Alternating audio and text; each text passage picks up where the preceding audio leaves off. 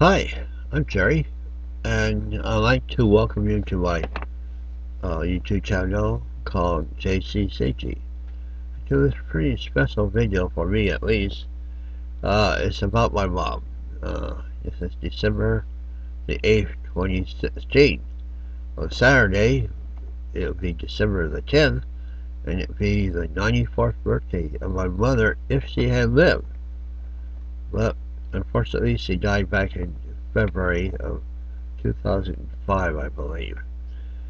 But I kind of like to, think about what can I do for a birthday, and how much should I, what should I do, if anything. And I really think I want to commemorate her birthday, her as a person, and share that with whoever wishes to watch this video through. My mother was born in Oklahoma, in a farmhouse out in the middle of the country where all they had was dirt roads back in 1922.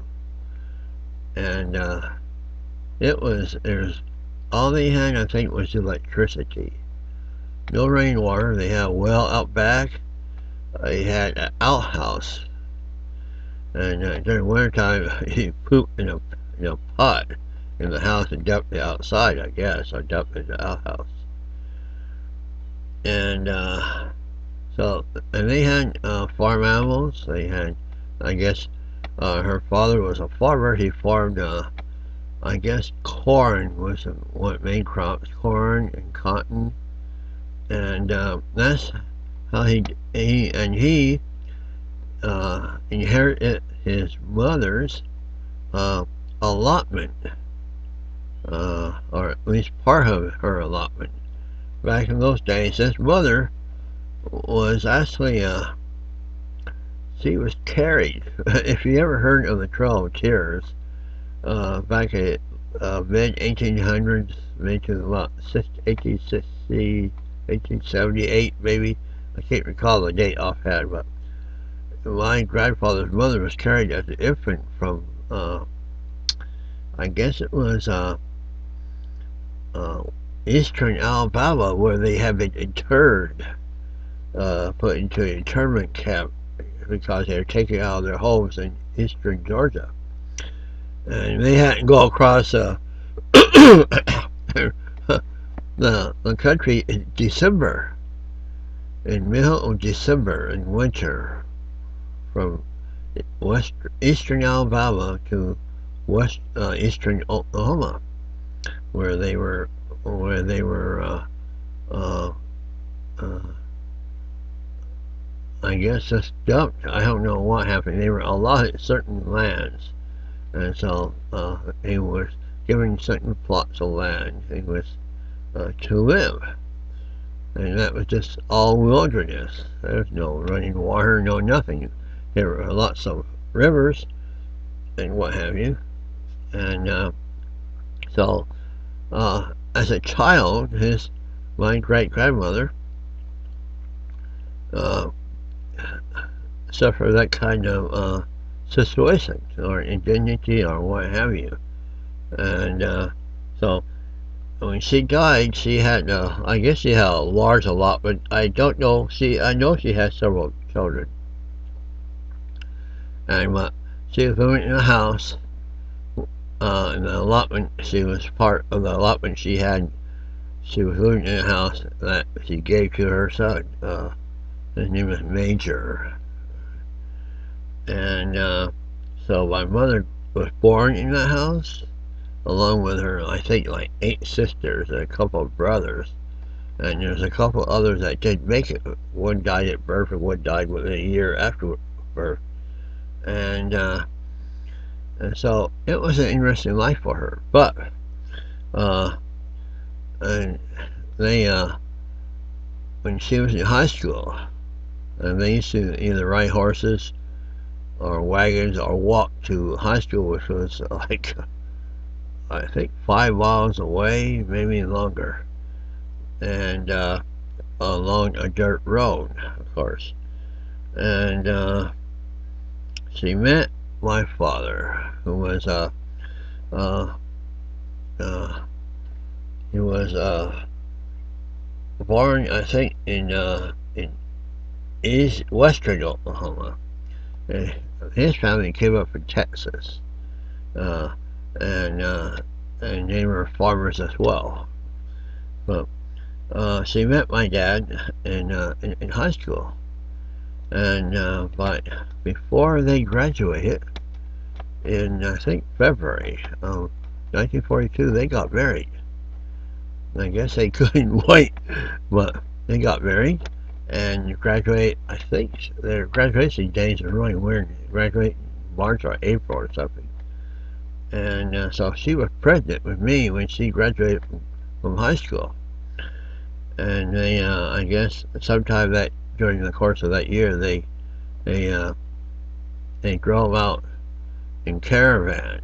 Uh, her, uh, my father's parents, and him and my mom, my, and I think some of my mother's sisters, they drove up in caravan from Oklahoma to California in order to find employment. Those days were rough. And uh, then the war hit. And my dad did not sign up right away. He got drafted. In fact, I think he was drafted till like late 1943, maybe 1944. Wait a minute, let's see here.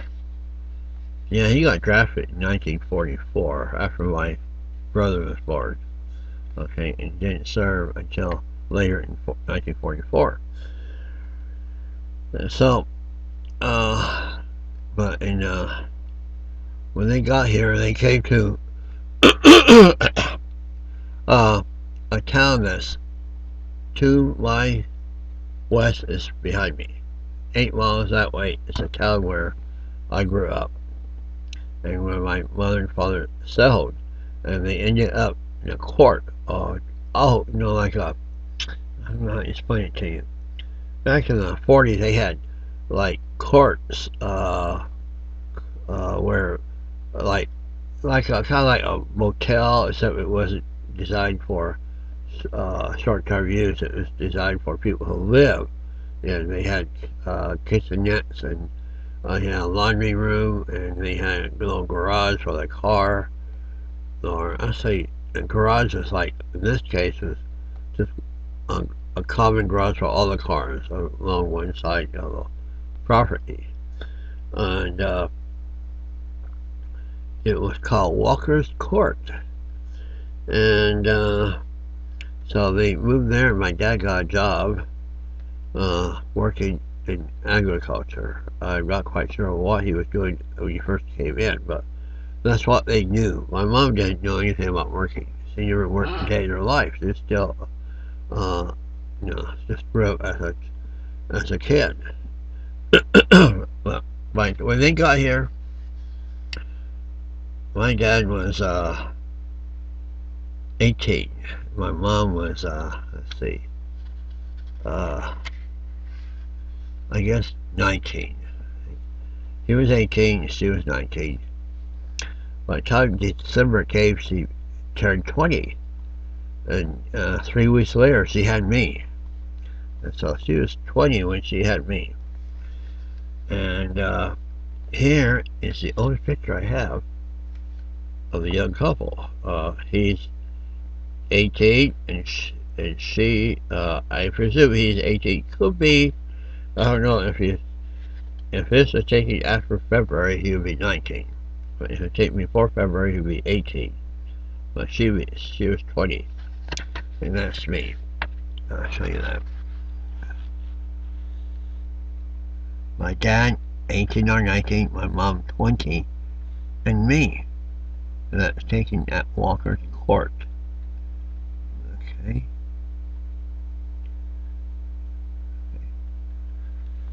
Okay. And, so he worked and she stayed there. His parents came out, and so they were living nearby somewhere. I don't really know the particulars on that. But later on, I guess time went on. In March of 1944, they had my brother, whose name is Michael.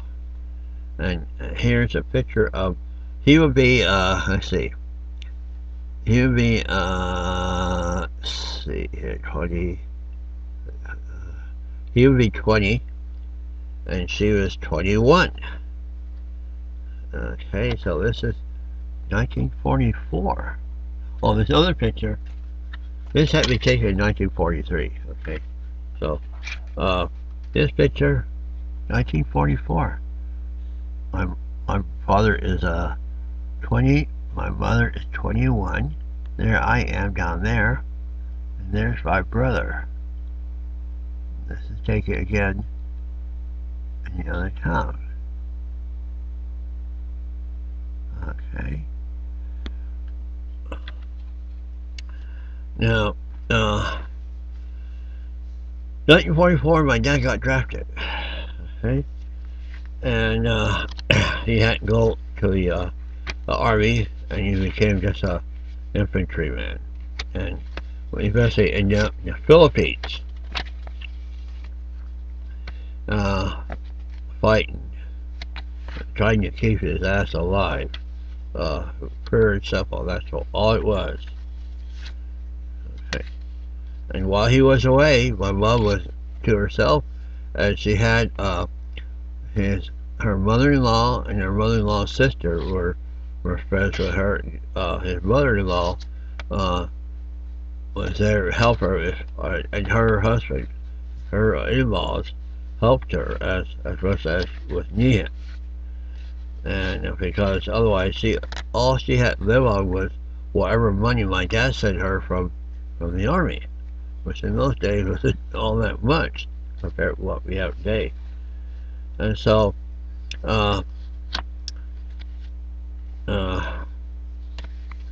she did all right. She survived. My dad finally made it home in 1946. And here's a picture of my dad. I guess this, I would presume this is when after he got home. He has some pictures of him in uniform. I don't think, I don't know. I can't say for sure, but I would presume that this is 1946, after my dad got home. There's my mom, there's my dad. Okay. Okay. Now, in those years, I think, and oh my guess, I'm really kind of guessing with some things. And probably, let's see, 5, let's see, 4, 3, 4, 4, 4, 5, 4, 6, 4, 7. Okay, so probably in 47, okay, next year I was 5 years old. And I was there 47, maybe 48, 47, 48. By that time, my parents had managed to get a house. And houses were a hard thing to find in the town I grew up in. You had, I think, get all this. And somehow or another, they get the right people. They found out about a house that was going to the market. And somehow they got all the list first or something. I don't really know particulars, but I know it was hard. And so I show you are some pictures of well, first I have some pictures of her, one picture of her at the court with me. And here she is in the court. I have shown this to take by my grandmother. My dad isn't with her. Where they live was like, you come into town, there's railroad tracks, and the main drag of town that goes north, Highway 1 here in California, and that was the main drag of the town. And so you cross railroad tracks coming from the east, and you turn north going into town, go past a cemetery right there. You turn that way, and the cemetery is right to the west there. And just on the other side of the cemetery was like a gas station and a convenience store and a street. And down that, you turn left onto the street, and just behind that convenience store and gas station was Walker's Court. And across the street there, on the corner of where that convenience store was another gas station with a garage that serviced vehicles. And this is a picture of my mom standing, I guess, probably my grandparents' car with me. And my mom looking kind of perturbed about something. And she just looked kind of perturbed about something. And there's me. There's probably my grandparents' car. My grandfather had the money to have a car. Also, he worked as a car salesman. And there is part of the background. You see the garage where there was a service station on the other side of that to the, let's see, where am I? On the other side, behind that tree with gas pumps and cars. The garage there.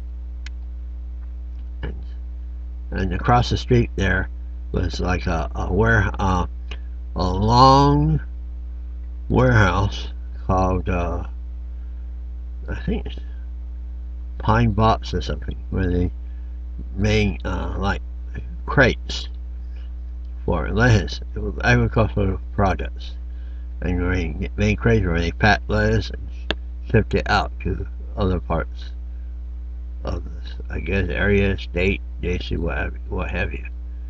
Okay, so this is probably what, 45, I think 45, 40, let's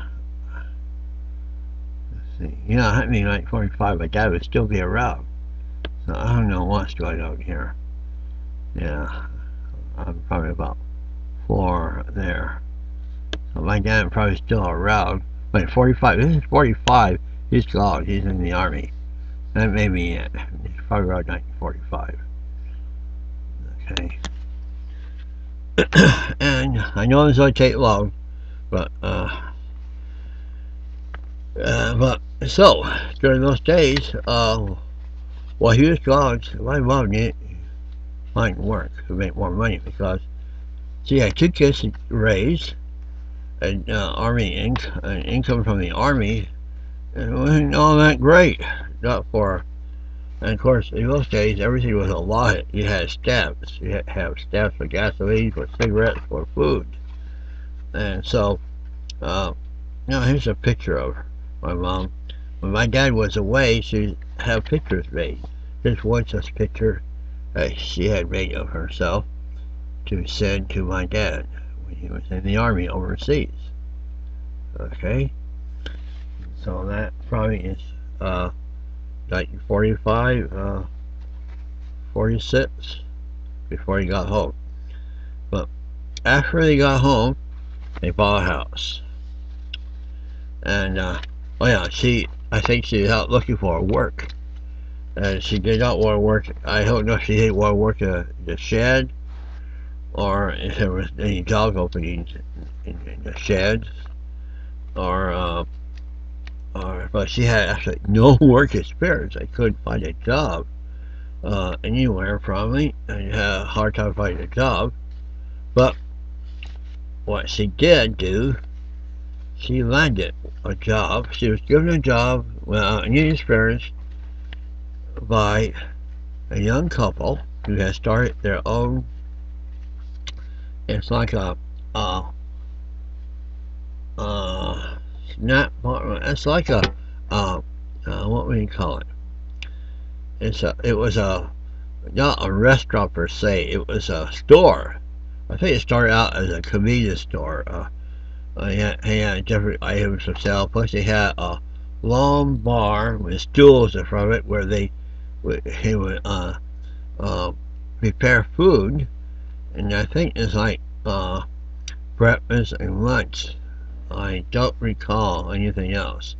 And this place was located up further north, about probably about a mile or so away from Walker's Court. Yeah, maybe 3/4 of a mile, and it's right opposite of the to the east of there, across Highway One. Highway One was the train station, train depot, a fantastic looking depot. Unfortunately, the train company tore it down. They still kept it. It was a historical landmark as far as I'm concerned. It was just epic. And but across from there, and so I have a feeling that they were kind of banking on that kind of clientele, besides maybe some farm workers, because there was also some sheds just to the north of the train station. And of course, they were all mostly to the south of the train station. And so they had opened up this store, and you have this this breakfast bar or whatever it was, where they prepare food for people who, and so my mom got a job with them.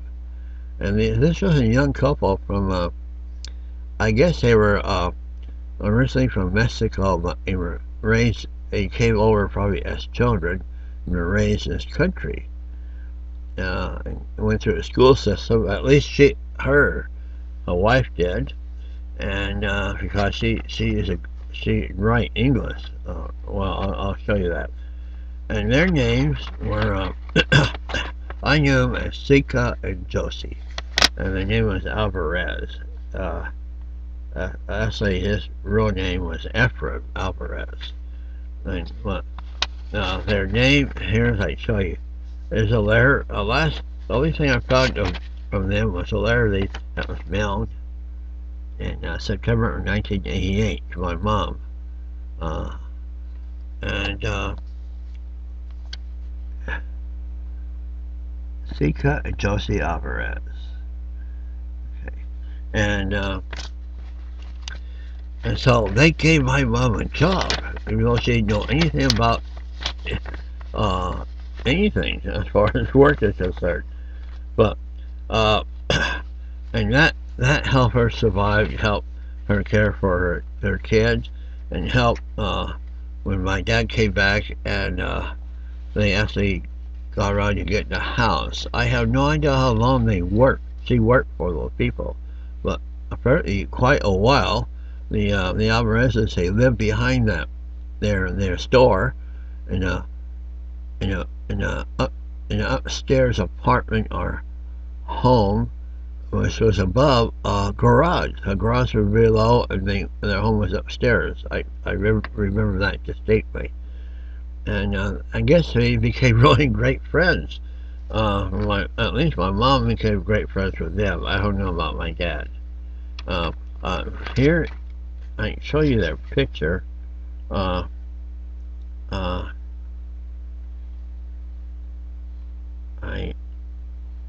think,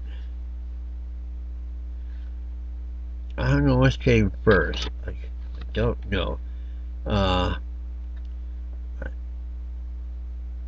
think this is the first one. Here's a picture of them. This is Ephraim and Josie Alvarez.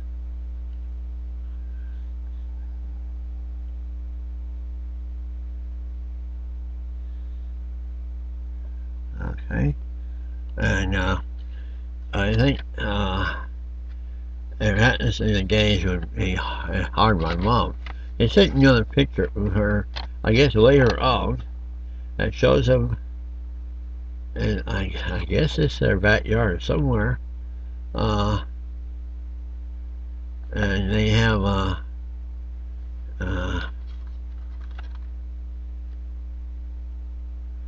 it might be younger in this one. I really can't tell if this is older or younger. This might be younger. This actually might be younger. The other one is this one here. This is a long picture. So it's in front of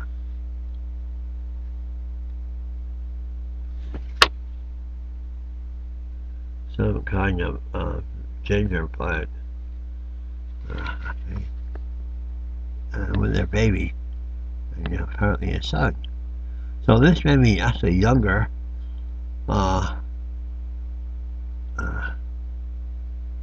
Possibly before they start they came to this area to start their store. Okay, and my mom and Josie became great friends, and actually, I found this one thing that's funny in the United States. But I don't know where they did this at, but here's that's my mom right there, and there's Josie right there, and there's a little mouse there, and they were I guess some kind of fair or something, and this is something unreal. But anyway, that shows you how close they became, and in the process of working in a store, my mom learned how to cook. I don't know if she really paid much attention to cooking when she was living at home with her mom. Her mom was a pretty good cook, but she was like, she had like about five older sisters. They probably got more into the cooking. She was more into being a tomboy and horsing around.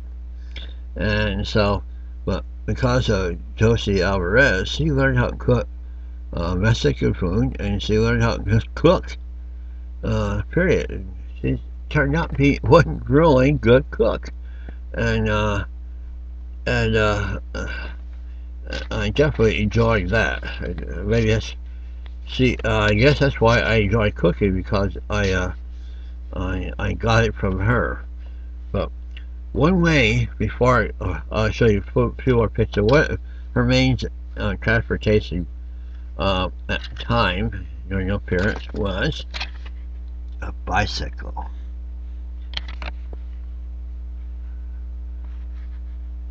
She rode a bicycle.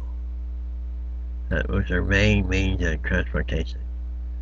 Back in the war days, you had to have a racing car to get gasoline, and you had to have money to be able to buy a car.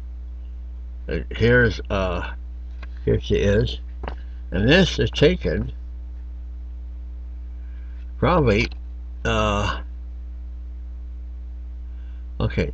This is probably taken in front of a house. When my parents got back, well, my dad got back from the war, so probably 1947 or 48, they actually managed to get away from Walker Court, and they bought a house. And that's another reason why my mom probably was still working at Josie's Restaurant. Okay, that's why it was called Josie's Restaurant. And so, let me show you. So I have some, in closing, I want to show you some pictures of her with a kid in front of her house. There's one in front of the house. This is later on, probably my brother was about 44, about 48, 49. There's the front of the house. And it was nice, it's 2 bedrooms, 1 bath, small frame, wood frame house, small kitchen, and my dad eventually built onto it. I onto it. Yes. That's me. And I guess that's me as well. That's part of the house. Okay. And the last one, my brother is born, so this is 1944.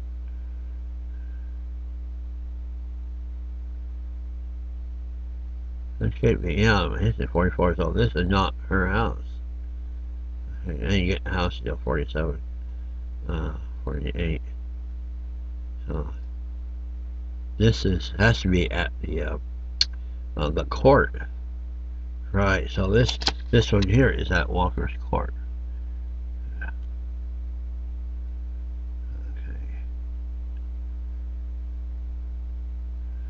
anyhow, and so